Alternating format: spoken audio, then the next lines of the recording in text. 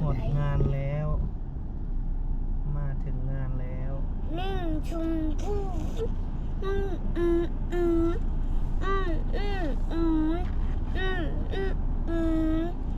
คนหลายแห่ง คนกำลังเที่ยวกันลืมซื้ออันครับ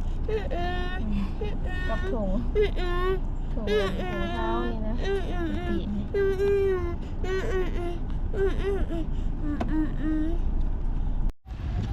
โอ้คุณน้อยโอ้ยยอชงยอชงว้าวว้าวยอชงโอ้แต่แพงแต่ยอชงจ้ะโอ้ไปเป็นน้ำแม่ไปเป็นยังไงน้ำแม่เด้อลูกเจ้าบอลนี่กะของเขา2 คนของเจ้า2 คนอ๋อพี่น้องไอ้เพิ่นกำลังมาจากคนหลายปีนี้เนาะมาปีนี้กับคนรู้สึกว่าคนหลายแหงอยู่ เดี๋ยวเขาจะเข้าไปพาท่านผู้ชมเข้าไปเบิ่งภายในงานเพิ่นเนาะเพิ่นจะจัดงานอยู่พู้นพี่น้องเอ้ยอยู่ด้านในพุ่น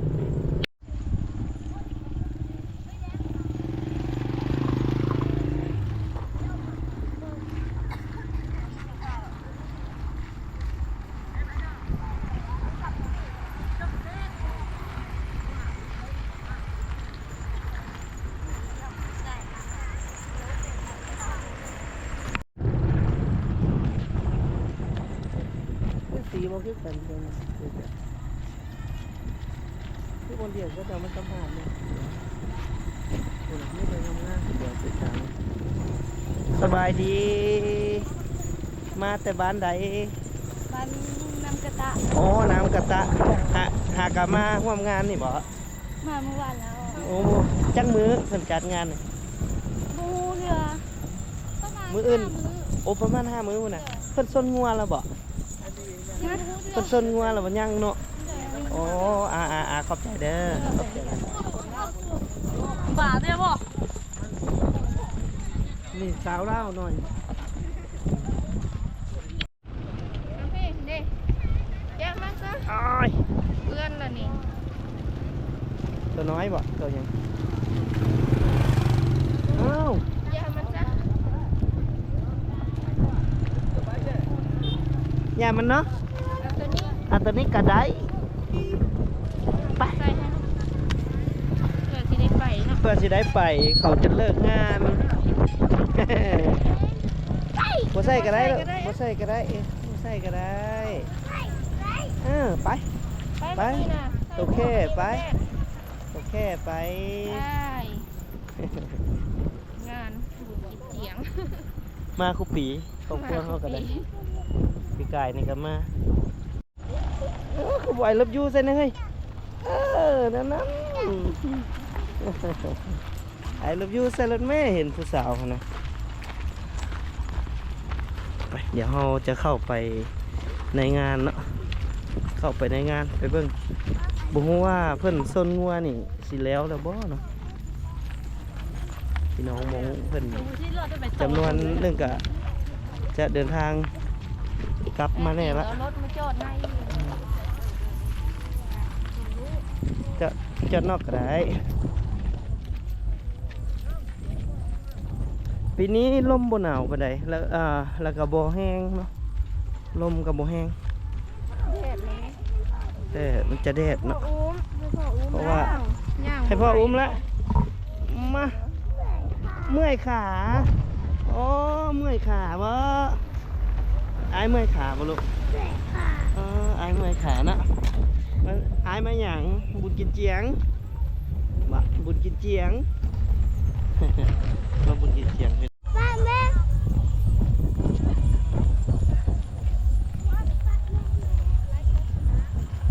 พี่น้องเอ้ยบรรยากาศจัดงานกับบ่สถานที่กว้างขวางยิ่งใหญ่กว่าปีกายนี่เองเนาะมาปีนี้นี่ก็ได้หรือว่าสีสันของงานก็ตะม่วนเนี่ยพี่น้องสาวๆเพิ่นกลับแล้วก็มี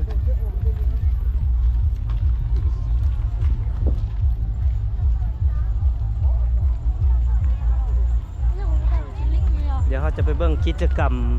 อยู่ด้านในว่ามีอีสังแน่เนาะ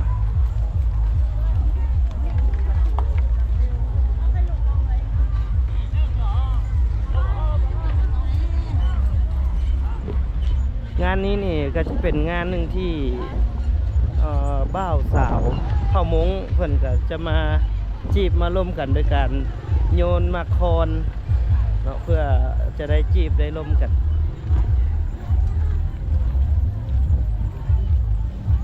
บรรยากาศก็จะมีจุดที่เพิ่นว่างแสดงสินค้าเลยขายเครื่องนั่นไหมน้องเครื่องลิ้นร้ายเนาะทั้งผู้ใหญ่ผู้น้อยบอนห่มก่อน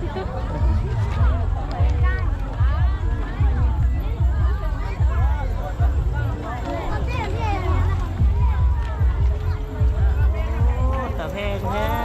ย่อชงย่อชงเลยตาแพงขนาดนี้น้องเลย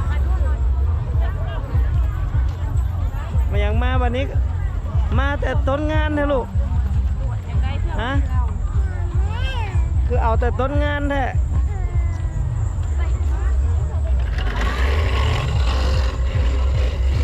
ไปเลาะก่อนบ่เฮ้ยไปเลาะก่อนบ่เฮ้ยนะบัตรสิเมื่อจังซื้อหรือมือซื้อแล้วก็เมื่อเลยเนาะแม่นบ่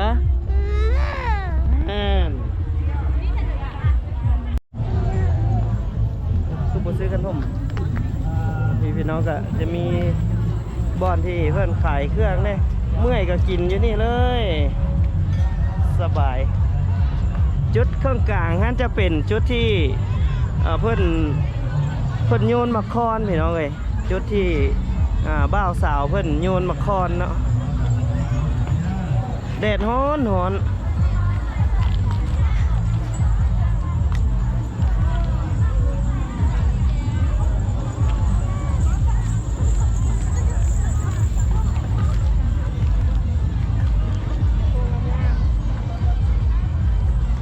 พี่น้องมงจะงามตอนที่เพิ่นแต่งตัวไปสิเนาะใส่ชุดนี้จะงาม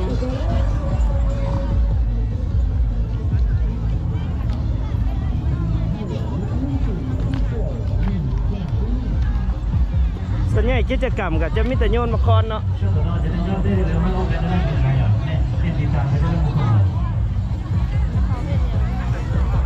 คอนเสิร์ต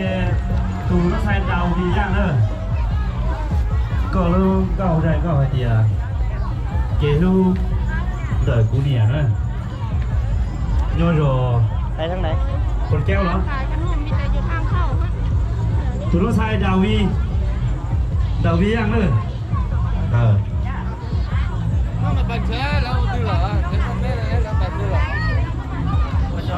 เดี๋ยวเขาจะรอบเบื้องงานเนาะจะเอาบรรยากาศภายในงานให้พี่น้องได้เบื้องเข้าใจทุกท่านกรรมการทุกท่านที่ยังให้โอกาสให้ข้าน้อยมาแข่งทั้งจับลูกกันต้องก็มองลูกแบงไว้เดียแกลูกแต่เป็นไงอ่ะจุดนี้จะเป็นงานประกวดร้องเพลงจุดประกวดร้องเพลง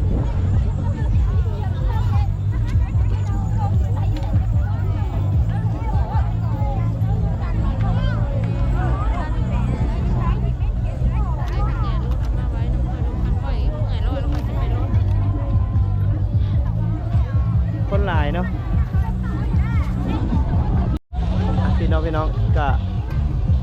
งานกะกิจกรรมกะจะมีทั้งฮ้องเพลงแด่ซนงัวแด่แล้วก็มีกิจกรรมโยนมะคอนเนาะ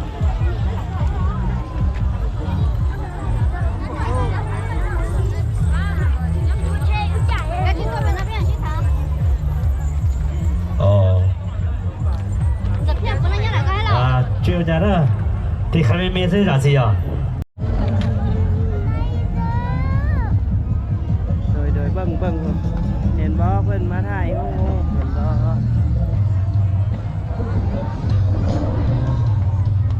มาถ่ายโง่เพิ่นมาโยนมากคอน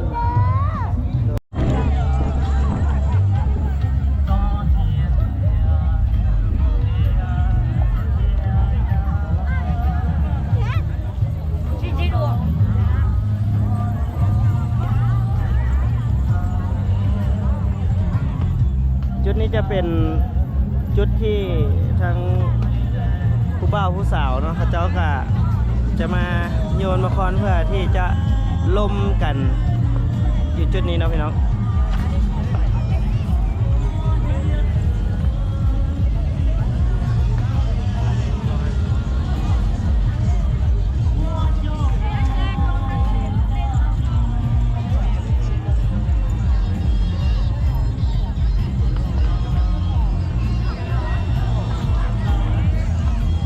เวลาที่เขาเจ้าโยน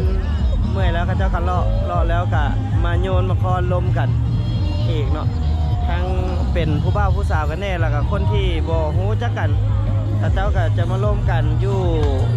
จุดโยนมาคอนนี่แหละพี่น้อง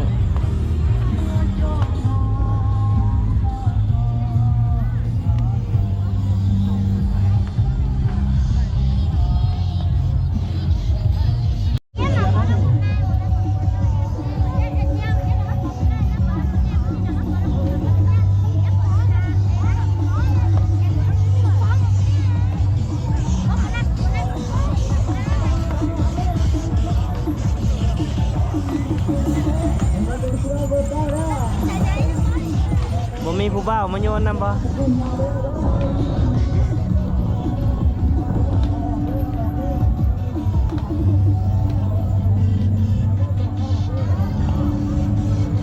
เพิ่นสิโยนให้อายอยู่บ่เพิ่นบ่โยนให้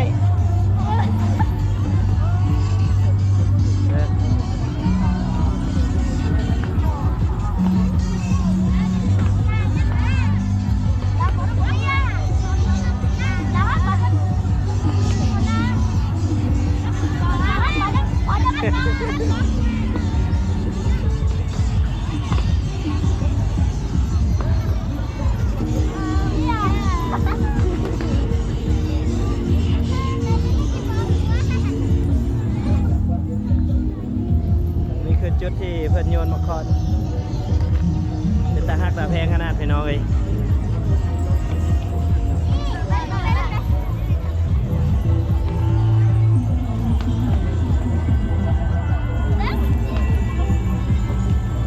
ตกนี้บ่ได้ฮ้องเพลงบ่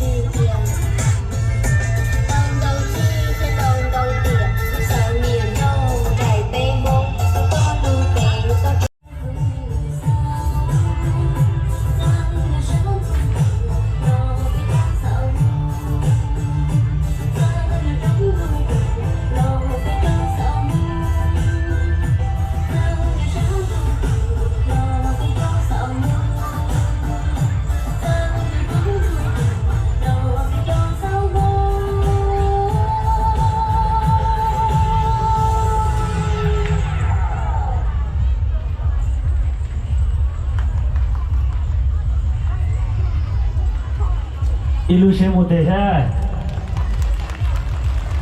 Orang saya pelajar ni ada sia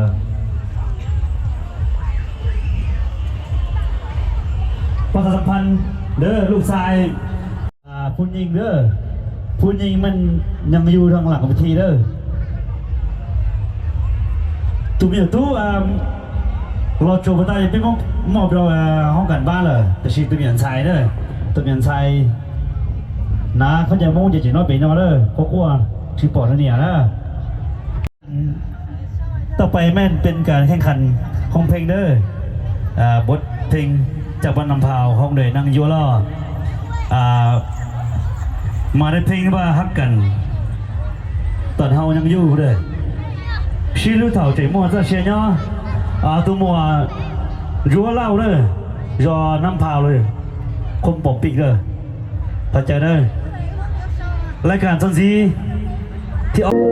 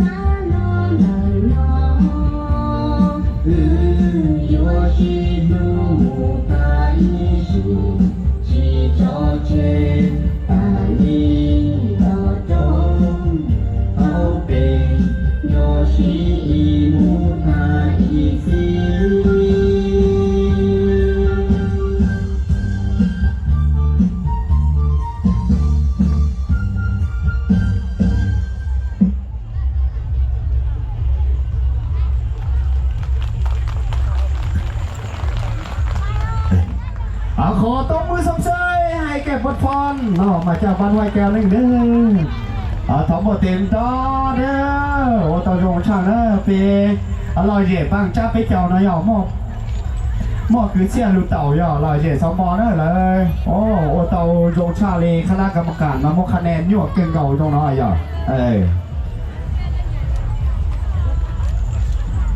这些电子用些啦，你哋都同柴老母哋些电子就來嘅，找些桑，找女兄我個種差可能天啦咧，我找到咗咧ตัวป้าฟอน我給老姐找比如把這比較上來咧呀。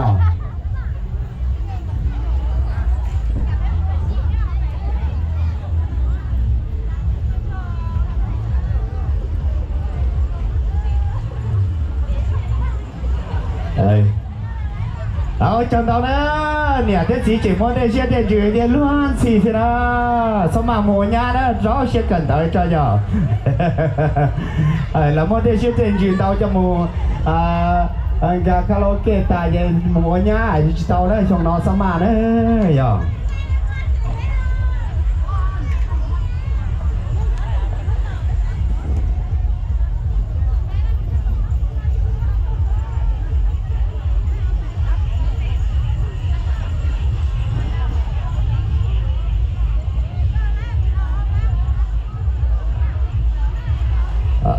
này chụp bao nhiêu họ từ là một khởi đó cái chụp bao nhiêu họ nó đây áo trong tàu đấy bây giờ nè xe dùng chỉ mua để xe tiền trừ đâu nó phó đâu có tàu thì ý kiến này giờ áoเพื่อว่าเป็นการศึกษาต่อไป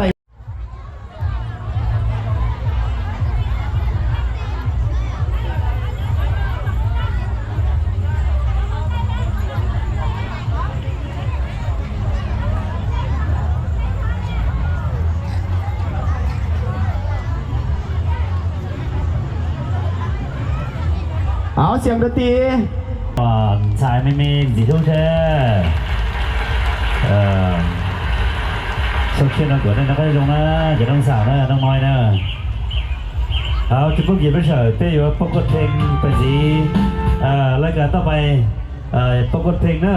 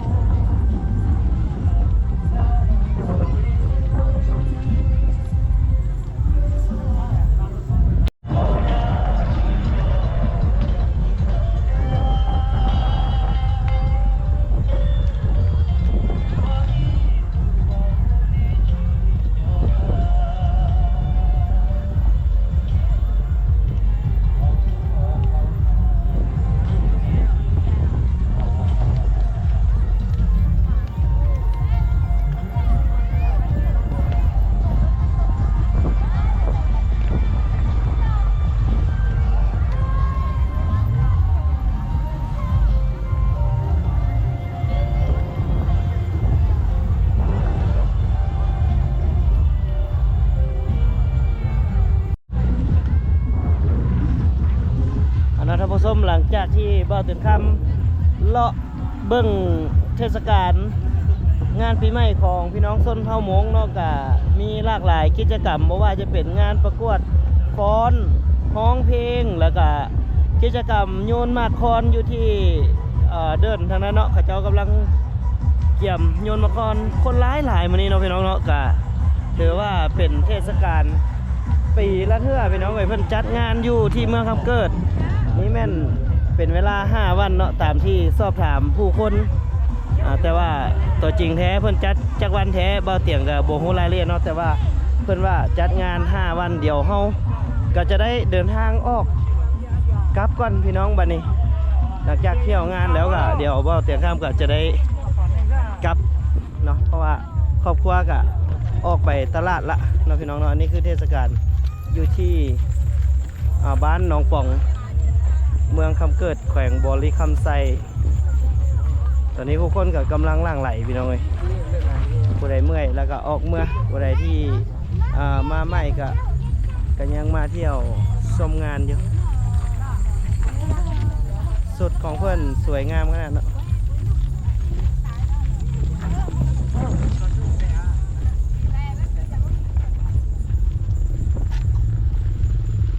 เดี๋ยวเขาสิเลาะสอบถามเบิ่งพี่น้องมงว่าเพิ่นมางานปีใหม่นี้ส่วนใหญ่แล้วเพิ่นจะมาเฮ็ดเกี่ยวกับหยังเป็นหลักเลยเนาะสบายดีเจ้าขออนุญาตถามได้ว่าพี่น้องมงเขามาร่วมงานนี้หลักๆแล้วมาเพื่ออย่าง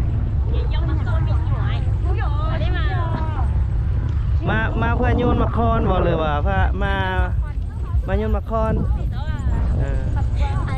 หรือว่ามาแบบกระเจ้ามาหาคู่หาแฟนมาหาแฟนมาหาผัว ว้าวโดยจังสันเนาะ ปีละเทื่อเนาะมาจากมื้อละปีนี้ ปีนี้3 มื้อนี้แล้วบ่ มื้อนี้มื้อที่สั่งเนาะ มื้อที่3ได้แฟนละ ยัง ต้องได้ไปหาเนาะเพิ่นได้ซนงัวบ่ ได้มื้อนี้ได้ มื้อนี้ได้เนาะประมาณจักโมง เลิกแล้วอ๋อ เลิกแล้วว้าสมพอจังเห็นเพิ่นเอางัวขึ้นรถไปเลยเนาะอ๋อตอนเช้าเนาะทุกมื้อมันบ่ซนตอนเช้าโอ้ เมื่อคืนเนี่ยก็มีอ่ะ โดยขอบใจหลายๆเด้อโดยขอบใจ ป้อยเลยเจ้าหนอนแม่อีแม่ก็งามเนาะงาม งาม มีงาม งามใส่สุด ในนูสอจังงัง อ๋อใส่สุดมงเลยงามเบ่เลย อันนี้เป็นหนังกำมุนเชียงก็ น้องพี่น้องเดียวกะขอบใจเด้อโดยขอบใจหลายๆพี่น้องกะได้รู้เหตุผลเนาะจากสาวๆเพิ่นว่าที่มานี่ก็มาหาคู่เป็นงานหาคู่ของพี่น้องส้นเผ่ามงพี่น้องเอ้ยก็ดีใจเนาะที่ได้มาร่วมงานก็เป็นคนลาวนำกันอยู่ที่เมืองคำเกิดเพราะว่าจะเป็นเผ่าพันธุ์ใดส้นเผ่าใดก็เฮาอยู่ในผืนแผ่นดินลาวเฮาก็มีสัญชาติเสื้อชาติของคนลาวเฮาก็ให้ฮักแพงกันเนาะก็มาเทศกาลไปที่ก็ม่วนไปอีกแบบพี่น้องเอ้ยเดี๋ยวเฮาสิมาถามวัยรุ่นกลุ่มนี้สบายดีขอถามหน่อยเด้อส่วนหลายเฮามางานนี้นี่เฮามาเพื่อหยังเฮามาให้หยังมางานนี่มาหาผู้สาวบ่ มาหาผู้สาวเนี่ย มาล้มสาวผู้สาวเด้มางานนี่มาให้หยัง ถามน้องบึ้น มาหาผู้เบ่าวแล้ว มาหาผู้บ่าวเนาะอ๋อมีแล้วจังมาหรือว่ามาหาอยู่พี่ มาลีก็หา มาพี่จังหาสาวบ้านใดนี่ บ้านภูเมืองน้อยเลยนะบ้านภูโฮง พลโฮงพลเมืองน้อยน้องนี่น้องป๋อง ก็พง สาวน้องป๋องพลโฮงมีแต่ผู้งามๆใส่สุดมงและงามหล่อเมื่อสุคนนี่เนาะได้ผู้สาวแล้วบ่ได้ผู้สาวหรือยังไปยืนมาคอนเอาเนาะ ได้นี่เลย ฮะ กำลังจิตได้แล้ว กำลังสิได้นี่บ่ นี่แหละนี่ มักผู้ใด นี่นะ อ๋อโอ้ไอ้กับมักคือกัน ว่า แต่ให้น้องจีบซะ เอาขอให้ม่วนๆกับปีใหม่มงเด้อขอบใจฝากติดตามซองเตียงคำหน้ากายน้ำซอง YouTube เตียงคำหน้ากาย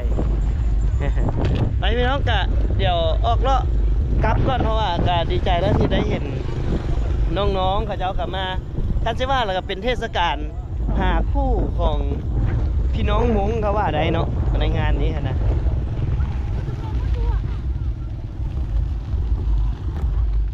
เดี๋ยวเราออกไปหารถแล้วก็จะได้เดินทางกลับเลยนะพี่น้องเนาะ